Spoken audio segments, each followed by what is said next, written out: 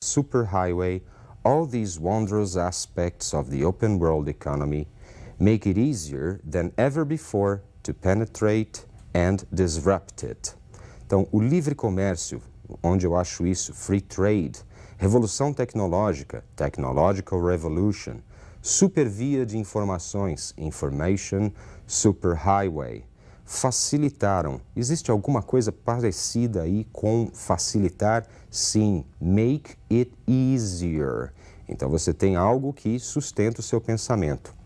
Portanto, também faz sentido, de acordo com o texto, dizer que essa alternativa está ok. No meio de outras alternativas que não fossem tão corretas quanto essa poderia ser considerada também uma alternativa correta, que pudesse responder uma questão de vestibular, tá ok? Vocês perceberam, então, que para eu conseguir resolver esse problema das alternativas corretas ou incorretas de acordo com o texto, eu tenho que ler e depois ir comparando cada uma dessas alternativas com o meu texto. E cuidado, às vezes o nosso entendimento geral sobre um assunto pode interferir no entendimento ali daquele momento no texto, que não necessariamente precisa ser o mesmo. Às vezes você tem uma ideia sobre um assunto e o que está sendo dito no texto é contrário àquilo que é a sua ideia. Prestem atenção nessas palavras que vão dar as dicas para vocês, tá ok? Bom, gente, depois vamos ver mais leitura ainda. Por enquanto é só. See you. Bye.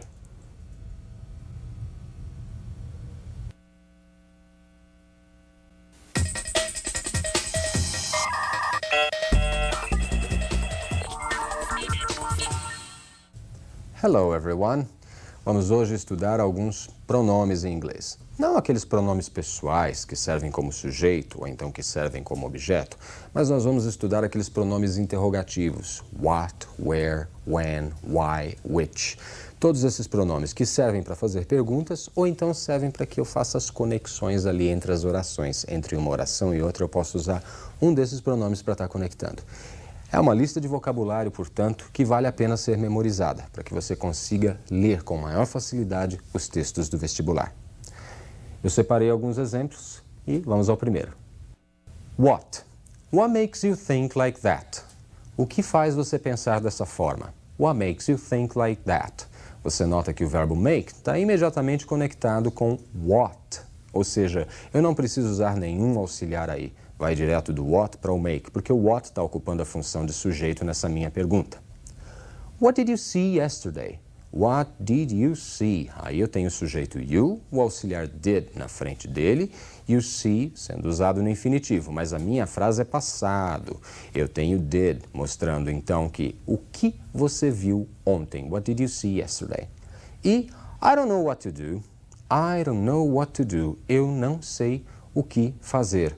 Aí o what não está funcionando como pergunta, tá? Ele está funcionando como uma conexão entre duas partes da minha frase. I don't know, a primeira parte, e what to do, a segunda. Perceberam então o uso do pronome what, para se fazer uma pergunta e também para eu conectar a minha oração, a primeira parte com a segunda parte. What, o que? Vamos ver mais um exemplo? Who é outro pronome. Who are you? É uma pergunta muito utilizada, vocês devem conhecer essa pergunta já. Who are you? Quem é você?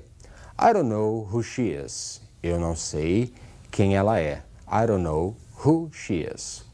O uso do pronome who, portanto, pode ser para fazer pergunta ou então pode ser para conectar as partes ali da minha frase também. Da mesma forma que o what. Who? Quem? Vamos ver mais um pronome? Whom. Esse whom é um parente do who. Whom were you talking to?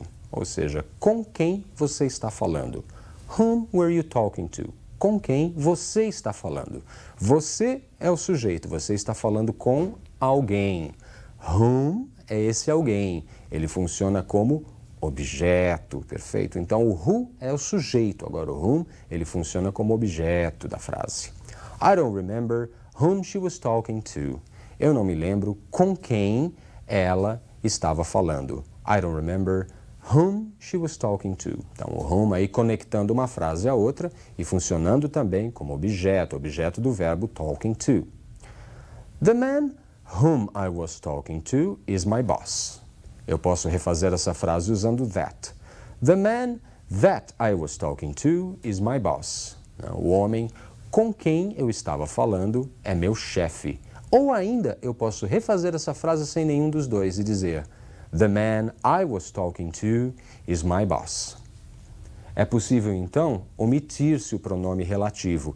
Ele está sendo ali usado para estabelecer a relação entre as duas orações, entre as duas frases, e em inglês eu posso retirá-lo. Não o tempo todo, mas em alguns momentos. Cuidado quando você estiver lendo. Às vezes você sente a necessidade de um that, de um who, de um pronome relativo. Quando sentir essa necessidade, pode crer, ele pode estar presente ali. Só que em inglês ele às vezes é omitido. Vamos ver mais um exemplo? Which movie do you want to see? Star Wars or Independence Day? Então, qual filme você quer ver? Guerra nas Estrelas ou Independence Day, o Dia da Independência? Which é qual? Ele me dá a opção, né, entre um ou outro, entre um número limitado de escolhas, entre um número limitado de opções, no caso aí Guerra nas Estrelas e Independence Day. Qual o filme que você quer ver? E the book which I'm reading is very good. Ou então usando that. The book that I am reading is very good. Ou sem usar nenhum dos dois. The book I am reading is very good. Nos três casos eu vou entender. O livro que eu estou lendo é muito bom. Então eu posso utilizar o which, o that ou o who como pronome relativo para conectar sentenças. Porém, ele pode também por vezes ser omitido. Então essas omissões é que a gente tem que tomar cuidado quando estiver lendo um texto. Perfeito? Mais um pronome, vamos lá. Why? Por quê? Why are you so nervous? Olha o sujeito you. Are you? Você está. Por que você está tão nervoso? I don't understand why you are so nervous. Eu não compreendo, eu não entendo por que você está tão nervoso. O pronome why serve também para fazer perguntas ou para eu conectar duas partes de uma oração. Mais um pronome, olha lá. When? Quando? When were you born? Né? Quando você nasceu? I don't remember when she was born. Eu não me lembro quando ela nasceu. Então, when quer dizer quando, e ele serve ali para fazer a pergunta. When were you? Que está no passado, invertendo-se o verbo e o sujeito. E na frase seguinte, I don't remember when she was born, notem que não é uma pergunta. Então, ao invés de was she, eu tenho she was. Então, cuidado também com a utilização dos pronomes, esses que nós estamos vendo, os interrogativos, porque se ele está numa pergunta, você segue a construção da pergunta, invertendo o verbo, usando o auxiliar na frente do sujeito. Agora, se ele está no meio de uma oração, fazendo uma conexão e não uma pergunta, então a gente segue a ordem afirmativa. Verbo depois do sujeito, sem o auxiliar do does ou did, quando ele não for necessário, obviamente. Vamos ver mais um exemplo? Where é outro pronome. Where is your sister? Onde está a sua irmã? I don't know where my sister is. Eu não sei onde minha irmã está. São Paulo is the city where I was born. Então, São Paulo é a cidade onde eu nasci in 1970, em 1970. Então, na pergunta, where is your sister? Eu tenho a inversão is na frente de your sister, que é o sujeito, portanto, é uma pergunta. I don't know where my sister is. Eu não sei onde minha irmã está. O verbo vai passar para depois do sujeito, porque não é mais uma pergunta. E São Paulo is the city where I was born. São Paulo é a cidade onde eu nasci, em 1970, em 1970. Então, percebem que o uso dessas palavras ele não se limita somente às perguntas? Ela vai aparecer em todo momento no texto um pronome desses, tá ok? Então, prestem atenção. É pergunta ou não é pergunta? Ou eu estou estabelecendo uma relação entre duas partes ali de um período? Vamos ver mais um exemplo? Whose, de quem, ou cujo, cuja. Vamos ver como funciona nas frases. Whose car is this? De quem é este carro? Whose car is this? De quem é este carro? Can you tell me whose car this is? Can you tell me whose car this is? Você pode me dizer, você pode me contar de quem é este carro? Notem ali que na pergunta eu tenho is this? Whose car is this? Invertido, não sujeito com o verbo. E nessa outra, a pergunta é a primeira parte. Can you tell me? A segunda segue na ordem afirmativa. A segunda parte segue na ordem afirmativa. Whose car this is? The teacher met the students whose grades are very low. Então, o professor encontrou-se, conheceu os alunos cujas notas estão muito baixas. Então, nesse terceiro exemplo, você tem o whose funcionando como cujas notas estavam ou estão muito baixas. Agora nós vamos dar uma olhadinha num pronome especial, o how. How, que sozinho quer dizer como. Mas eu posso combinar o how com adjetivos, e aí eu vou ter sentidos a mais. Observem então o uso do pronome how. How did you do this? Como você fez isso? Did you do? Você tem o did como auxiliar, you sujeito, e o do novamente sendo usado como verbo, o verbo fazer. How did you do this? I don't understand how you did this. I don't understand how you did this. Eu não entendo como você fez isso. I don't understand how you did this. E notem que aí eu estou usando did como verbo. You did. Você fez. Como você fez isso. Então, funcionando sozinho, o how quer dizer como. E pode servir também para fazer as minhas perguntas ou então pode servir também para fazer as conexões entre as orações. Agora vamos observar o how mais os adjetivos. Olha lá. How old are you? How old? Quantos anos? How old are you? Quantos anos você tem? How far is Rio from São Paulo? How, como? Far, longe. How far, qual a distância? Qual a distância entre o Rio e São Paulo? How deep is the Pacific? Deep, fundo, profundo. How deep, qual a profundidade? Qual a profundidade do Oceano Pacífico? How long is that street? How, como? Long, longo. Então, qual o comprimento? Qual o comprimento desta rua? How long does it take to go to Europe? How long também quer dizer quanto tempo. Então, eu posso estar perguntando qual o comprimento ou quanto tempo.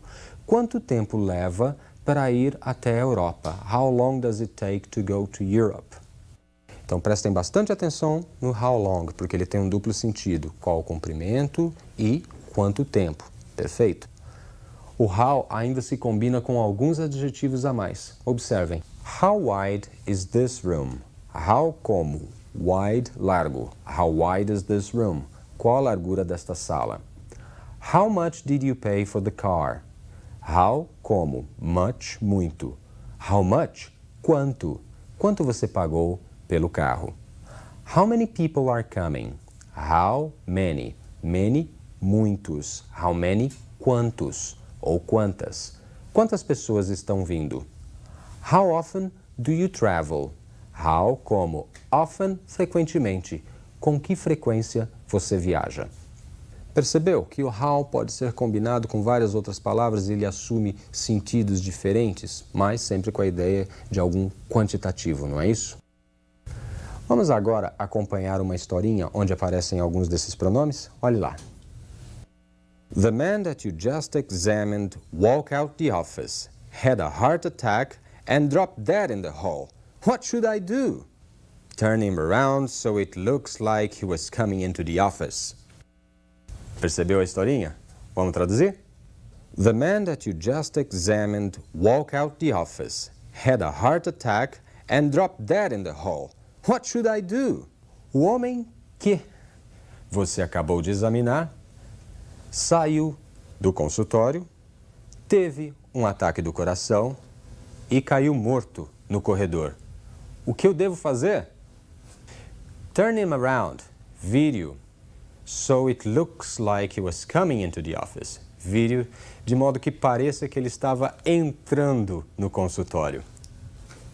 Legal, pessoal. Foi uma piadinha para vocês perceberem ali o uso de alguns pronomes a mais, para que vocês tenham mais vocabulário e mais conhecimento para estar enfrentando o vestibular, não é isso? Na aula que vem tem mais. Um abraço. Bye, bye.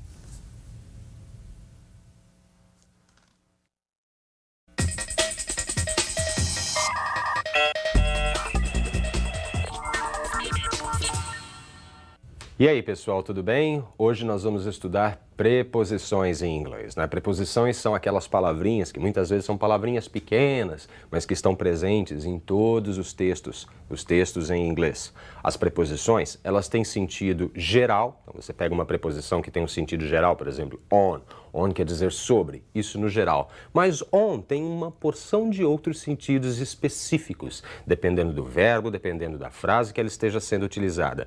Então nós temos que aprender também alguns destes sentidos específicos. específicos. E a partir desses sentidos específicos, nós conseguimos abstrair uma quantidade maior de sentidos. Tudo isso para que vocês consigam entender melhor os textos, tá ok?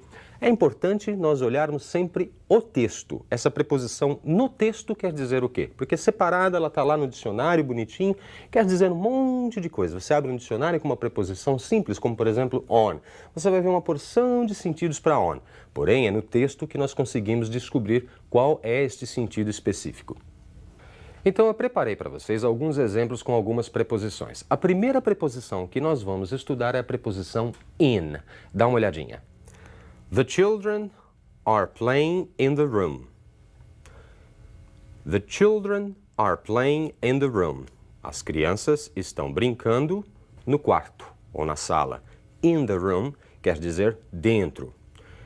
He will be here in a few minutes. He will be here in a few minutes. Ele estará aqui em alguns minutos. Ele estará aqui em alguns minutos. I met her in May. I met her in May. It was in 1999. It was in 1999. Eu a conheci em maio. Foi em 1999. Em maio, em 1999. Mandy lives in Montreal, a city in Canada. Mandy mora em Montreal, uma cidade no Canadá. In Montreal, em Montreal. In Canada, no Canadá. Vocês viram então o uso da preposição in, que pode servir, em primeiro lugar, para dizer que uma coisa está dentro. In the room, né? Na sala, no quarto, dentro de quatro paredes. In the room. In também serve para falar de tempo. Eu falo in 1999, em 1999, in 2002, em 2002 e assim por diante. Eu posso usar na frente de meses. In January, in February, in May e assim por diante. Então, in eu posso usar para locais e eu posso usar também para tempo. E é sempre uma ideia de que não está muito precisa, né? É um período grande de tempo. In 1999, qualquer dia de 1999. In May, em maio, em qualquer dia de maio. Então, você tem o uso de in, contido dentro, mas não muito específico. Vamos ver agora a preposição on. The book is on the table. Nenhum curso de inglês é curso de inglês sem essa frase, não é? O livro está sobre a mesa. On quer dizer sobre, nesta frase. His birthday is on Monday. O aniversário dele é na segunda. On Monday. Então eu uso on na frente de dias da semana. He was born on March 21st, 1970. Ele nasceu no dia 21 de março de 1970. On March 21st. Então eu também uso on para definir datas. E veja que em inglês primeiro vem o mês, depois vem o dia. Budapest is on the Danube. Budapest is on the Danube. Então Budapest fica às margens do Danúbio. O on funcionando aí para dizer às margens de um rio. Então on não quer dizer que fica sobre o rio, neste caso, mas sim às margens de um rio. He's on a plane to London. Ele está num avião para Londres. Então, on a plane não quer dizer que ele está em cima do avião lá, sentadinho em cima do avião enquanto o avião está voando. Não, não. Ele está dentro do avião, como passageiro. Então, eu uso on para falar de um passageiro de um meio de transporte. On a plane, on a bus. Então, he's on a plane to London. You forgot the light on. Você esqueceu a luz ligada. You forgot the light on. Você esqueceu a luz ligada. On funcionando aí como ligado. É aquele botãozinho que você aperta nos painéis eletrônicos das máquinas, dos aparelhos eletrônicos, né? On quer dizer também ligado. Perceberam aí o uso da preposição on? Então, on, além de querer dizer sobre, ele serve também para datas, né? Uma preposição mais específica que o in. In é para períodos grandes de tempo, on para datas. E tem alguns usos específicos, na margem de um rio, ou então como meio de transporte, na bus, ou na plane, ou então o on, ligado. Perfeito? Vamos ver uma outra preposição, a preposição at. I'll see you tomorrow at 5 p.m. Te vejo amanhã às 5 da tarde. At, para as horas, não é isso? They live at 143 Johnson Street. Então, eles moram na Johnson Street, na Rua Johnson, número 143. Então, quando eu dou o endereço exato, eu também posso usar o at. They're sitting at the table. Eles estão sentados à mesa. They're sitting at the table e não on the table. On the table seria sentado sobre a mesa. At the table, sentado à mesa. E vocês já devem ter visto também endereços eletrônicos. Olha aí, john.smith@provider.com. Então, john.smith, arroba. Esse arroba em inglês, eu digo at, quer dizer localizado num determinado provedor. Por isso que eu uso at em inglês. Então, John Smith, num determinado provedor, arroba provedor.com. Vocês viram aí, então, esse último exemplo, né? O arroba at, perfeito? Que também é usada a preposição at em inglês, mas a preposição é arroba em português. Esse at se traduz como arroba em português. Em inglês, esse at quer dizer que é localizado num determinado endereço eletrônico. At. Então, at é uma preposição mais precisa. Então, nós temos o in, que é totalmente impreciso, né? In, em qualquer ponto dentro de um lugar. On é um pouco mais preciso, uso para datas, por exemplo. E o at, que é o mais preciso de todos. Então, lembre-se dessa escala. In, on, at. Tá, ok? É menos preciso, mais ou menos preciso e mais preciso. Perfeito. Vamos ver mais uma preposição? É o by. The telephone was invented by Graham Bell. O telefone foi inventado por Graham Bell. We traveled to Argentina by bus. Nós viajamos para a Argentina de ônibus. They will be back by August. Eles voltarão em agosto. O by, então, funciona como uma preposição para indicar a autoria. By Graham Bell, por Graham Bell. By bus, de ônibus. Ou então, uma ideia de tempo menos precisa, tá ok? By August, by December, lá por agosto, lá por dezembro. Então, eu uso também esse by para tempo, quando é bem impreciso, por volta de, perfeito? Vamos ver mais algumas? Olhem lá. A preposição from. He comes from Brazil. Ele vem do Brasil, indicando origem, procedência. We have classes from 7 a.m. on. Nós temos aulas a partir das 7 horas em diante. Então, vocês veem aí o on funcionando como em diante e o from dando ponto de partida.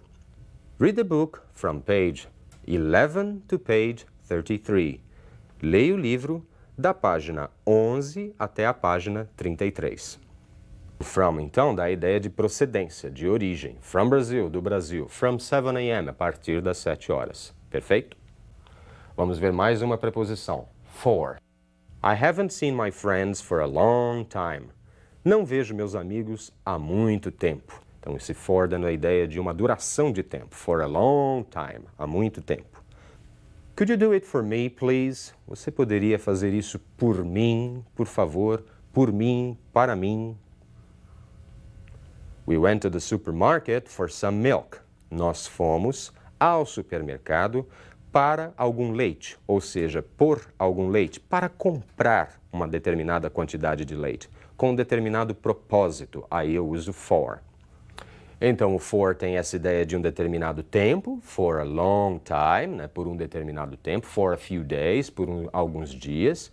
Ou então o for tem a ideia de favorecimento, for me, por mim, né, for you, por você, quer dizer, fazer alguma coisa por alguém, para alguém. Ou então com um determinado propósito, com um determinado fim específico. I went to the supermarket for some milk. Eu fui até o supermercado para comprar leite, com essa finalidade. Perfeito? Vamos ver a preposição of. At the end of a rainbow, there's a pot of gold. No fim de um arco-íris, há um pote de ouro. Trecho aí de uma música, né? At the end of a rainbow, there's a pot of gold. No final de um arco-íris, há um pote de ouro. De, então, é a preposição of. Flávio and Osvaldo are old friends of mine. Flávio e Osvaldo são velhos amigos de meu. Não, são velhos amigos meus. Uma construção muito frequente em inglês. Friends of mine, amigos meus. Então, esse of quer dizer de. Of gold, de ouro. Of a rainbow, de um arco-íris. Ou então, o of tem essa construção muito particular. Of mine, meu, of yours, seu. Tá ok? Vamos ver mais uma preposição? Olhem lá. The radio is off. O rádio está desligado. Esse off é diferente do outro. Esse tem 2 Fs e quer dizer aí, no caso, desligado. She fell off a horse. She fell off a horse, ela caiu do cavalo. She fell off a horse, dando a ideia de desconexão. Então vocês perceberam que tem off com 2 Fs e off com um F só. Os dois querem dizer de, mas o off com 2 Fs dá a ideia de desconexão. Tem uma preposição também muito usada em inglês que é o to. Olhem uns exemplos do to. He's going to Italy next week. Ele vai à Itália na semana que vem. He's going to Italy. Aí a ideia de movimento. This is the key to the door. Essa é a chave da porta. This is the key to the door. A chave da porta. Diferente do for, não é isso? Diferente do for, o to quer dizer para, mas ele tem a ideia de movimento, enquanto o for tem a ideia de favorecimento. Será que acabaram as preposições? Ainda não. Vamos ver mais algumas. Olhem lá. Go up the street and turn right. Go up, suba esta rua e vire à direita. The cars are going down the road. Os carros estão indo para baixo, ou seja, descendo a rua. Going down the road. Então vocês viram que o verbo go simplesmente indica movimento, ir. Mas no momento em que eu digo go up, subir. Go down, descer. Então a preposição pode servir também para completar o sentido de algum verbo. Vamos ver mais algumas preposições. My room is behind that door. Ou seja, meu quarto é atrás daquela porta. I'm not going out tonight because I'm out of money. I'm not going out tonight because I'm out of money. Eu não vou sair. Go out é sair. Então, eu não vou sair hoje à noite, porque estou out of money. Isso quer dizer sem dinheiro. Então, out tem a ideia de fora, então go out é sair. I'm going out, eu estou saindo. Ou I'm not going out, eu não vou sair. Agora, o out junto com o of já quer dizer o quê? Out of money, ou seja, sem dinheiro. Out of time, sem tempo. E assim por diante. Tá ok? Vamos ver mais uma preposição? É a última agora. Through ou então through. Escrita da maneira original, escrito com U somente. É uma grafia moderna da palavra through. Don't walk through that door. Não passe por aquela porta. Don't walk through that door. Não passe por aquela porta. Tá ok? Então, quando vocês estiverem agora na frente de um drive-thru, vocês vão entender que é para você passar por dentro com o carro. Drive-thru. Tá ok? Essa que é a ideia. Perfeito. As palavras, as preposições estão sempre presentes nos textos. Bom, nós vimos alguns exemplos em separado. Mais adiante, nós veremos um texto com essas preposições funcionando. Por hoje é só, pessoal. Memorizem algumas dessas preposições. É mais uma lista de vocabulário que vale a pena ser memorizada, tá ok? Um grande abraço. Bye, bye.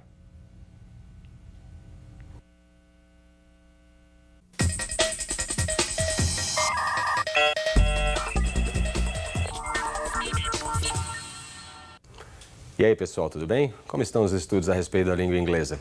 É sempre importante que vocês deem uma retomada no que foi visto anteriormente, para que vocês façam um conhecimento completo. Não aquela coisa fragmentada em pedacinhos, né? Hoje eu vejo isso, amanhã eu vejo aquilo e esqueço o que vi anteriormente. Não, é sempre bom nós estarmos revendo. Falando em rever, hoje nós vamos estar olhando mais uma vez as preposições, só que agora junto dos verbos. Elas modificam os verbos também. Um verbo quer dizer uma coisa sozinha, mas junto de uma preposição pode significar uma coisa diferente. Acompanhem esse texto com vários verbos e preposições. Olhem lá. Wind and water. Ho Da-min could not figure out why his restaurant was failing. He had set it up on a busy street. His chef was famous. He had laid out a fortune for interior design. But customers rarely came back. Why? Mr. Ho called in a Feng Shui consultant to find out. Feng Shui, meaning wind and water, is the ancient Chinese art of placing things in the environment. According to it, the arrangements of furniture, door, and windows affects our health, wealth, and happiness.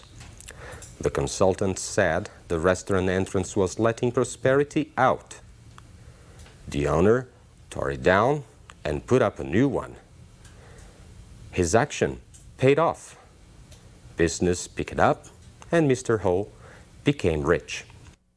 Perceberam o uso das preposições junto dos verbos? Esses verbos foram modificados, alguns deles, por causa das preposições.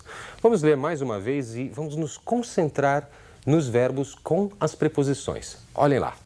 Ho Da-min could not figure out why his restaurant was failing. Figure out. Ele não conseguiu o quê? Deduzir, entender. Figure sozinho quer dizer o quê? Pode querer dizer algarismo, né? Pode querer dizer imaginar, mas figure out é deduzir, concluir. He had set it up on a busy street. Set it up, o it aí substituindo o restaurante. Set up é o quê? Abrir, estabelecer. Então ele estabeleceu o restaurante numa rua muito movimentada. He had laid out a fortune. O verbo aí, laid out, é o quê? Gastar. Então, ele gastou uma fortuna. But customers rarely came back. O verbo come junto do back. Come é vir. Come back, voltar. Mr. Ho called in a Feng Shui consultant. Então, ele chamou, ele convocou o quê? Um Feng Shui consultant, um consultor em Feng Shui. To find out, para descobrir, find out. Depois, mais um pouco adiante no texto, você vai achar The restaurant entrance was letting prosperity out. Então, a entrada do restaurante estava o quê? Letting prosperity out.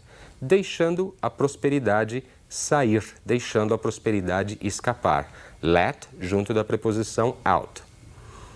The owner tore it down. Então, o dono tore it down. Ele demoliu. Demoliu o quê? A entrada. Então, esse it que está aí no meio funciona como um pronome substituindo a entrada e o verbo separado. Pode acontecer. Tore it down. Então, ele demoliu. And put up a new one. E construiu uma nova. Put sozinho é o quê?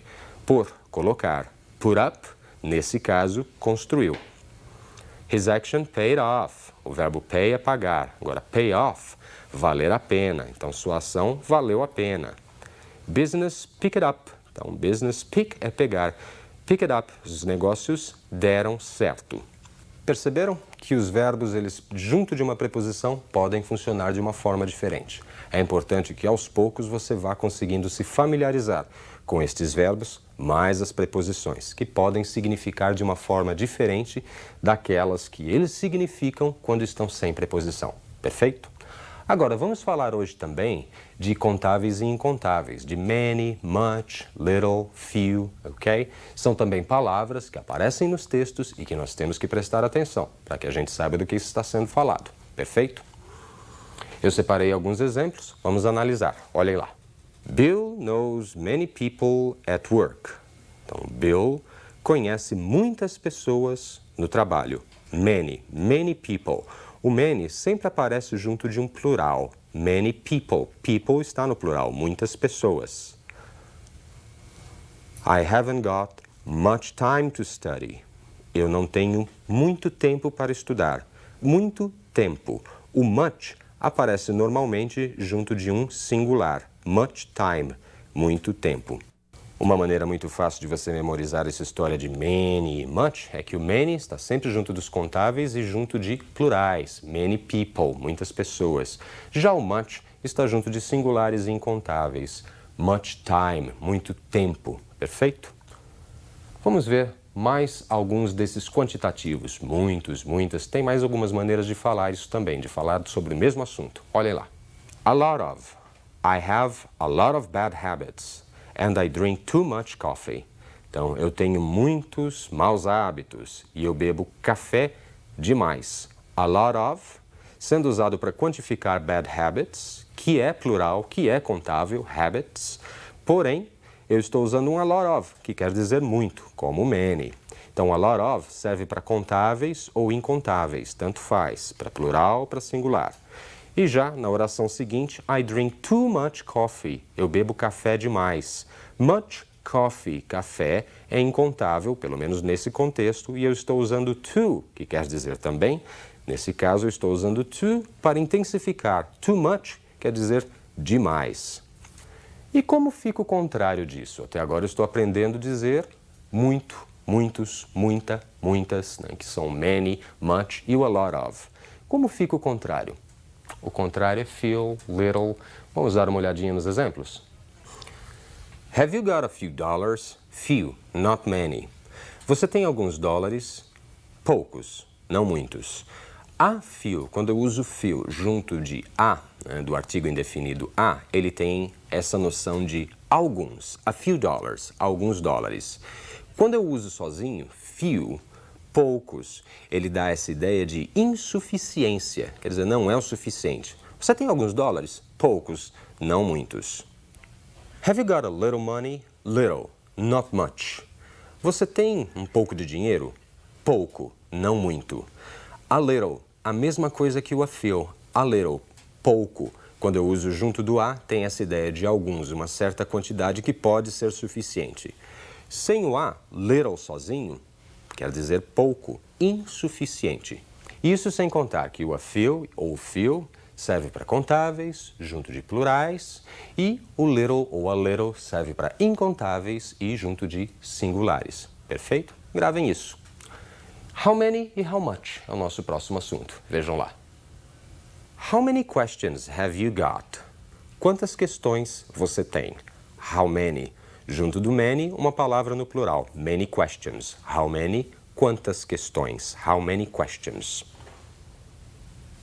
How much water do you drink a day? Quanta água você toma por dia? How much water? Much, junto de water, que é singular e incontável. Perfeito? Vocês perceberam aí, então, o uso de much e many junto do how, servindo para fazer perguntas. How many, quantos ou quantas. How much, quanto ou quanta. How many plural, how much singular. How many para contáveis, how much para incontáveis. Perfeito até aí? Vamos ver agora um diálogo onde isso tudo está funcionando junto. A lot, many, much. Observem lá. Hi, Susan. Hi, Mandy. What are you having for lunch? A hamburger and some fries. Well, there aren't many choices. What do you mean? There are a lot of choices. Well, there's only one kind of fish. Yeah, there isn't much fish. And there aren't any limes. Why do you want limes? I like a little lime on my fish. But there are lots of lemons. I know, but I hate lemons. Já deu para você acompanhar o sentido do diálogo? Já deu para você deduzir sobre o que e o que está acontecendo? Eu acho que pelo menos alguma coisa você já pegou. Vamos acompanhar os comentários? Olhem lá. Hi, Susan. Oi, Susan. Hi, Mandy. Oi, Mandy. Até aí tudo bem. What are you having for lunch? O que você está tendo para o almoço? Ou seja, o que você vai comer no almoço? Aí você tem o uso do continuous como futuro. A hamburger and some fries. A hamburger, um hambúrguer. E algumas batatas fritas. A, para o singular hambúrguer, e some como um quantitativo de fries. Well, there aren't many choices. Bom, não há muitas escolhas. There aren't many choices. Many, junto de choices, escolhas, que está no plural. What do you mean? Como assim? What do you mean? O que você quer dizer? There are a lot of choices. Há muitas escolhas. A lot of choices. Muitas escolhas. A lot of, que serve para tudo. Contável, incontável, muitas escolhas. Well, there is only one kind of fish. Bem, só há um tipo de peixe. Only one kind of fish. Somente um tipo, kind, de peixe. Yeah, there isn't much fish. Sim, não há muito peixe. Fish no singular, much junto dele. Much fish, muito peixe. There isn't much fish. Não há muito peixe. And there aren't any limes. E não tem nenhuma lima. There aren't any limes. Lima, a fruta. Any limes. Any junto desse plural, limes. Why do you want limes? Por que você quer limas? Why do you want limes? Por que você quer limas? I like a little lime on my fish. Eu gosto de um pouco de lima, e aí se referindo ao suco, ao sumo da lima. Eu gosto de um pouco de sumo de lima, um pouco de lima no meu peixe. Então ele está usando a little junto de lime, que aí está no plural funcionando como um incontável, se referindo ao sumo. But there are lots of lemons. Mas há muitos limões. But there are a lot of lemons. Mas há muitos limões. Ou lots of lemons. Lots of lemons. É uma variação de a lot of. Lots of lemons, muitos limões. Que também serve, lots of, também serve para contável, incontável, plural ou singular. I know, but I hate lemons. Eu sei, mas eu detesto limões. I know, but I hate lemons. Eu sei, mas eu detesto limões. Perceberam então o uso de many, much, a lot of? Então todos esses querem dizer muito, muitas. Many, muitos, muitas. Much, muito, muita. A lot of serve para os dois. Muito, muita, muitos, muitas. Tem também o a little e a few. Pouco, pouca para o a little. Poucos, poucas para o a few. E você também tem as combinações. How many, quantos ou quantas. How much, quanto ou quanta. Nos exemplos eu acho que você conseguiu ali concluir alguns sentidos a respeito de plurais, singulares, contáveis e incontáveis. Nos textos nós vamos estar estudando isso sempre também. Por hoje é só, gente. Na próxima aula tem mais. Um abraço. See you. Bye bye.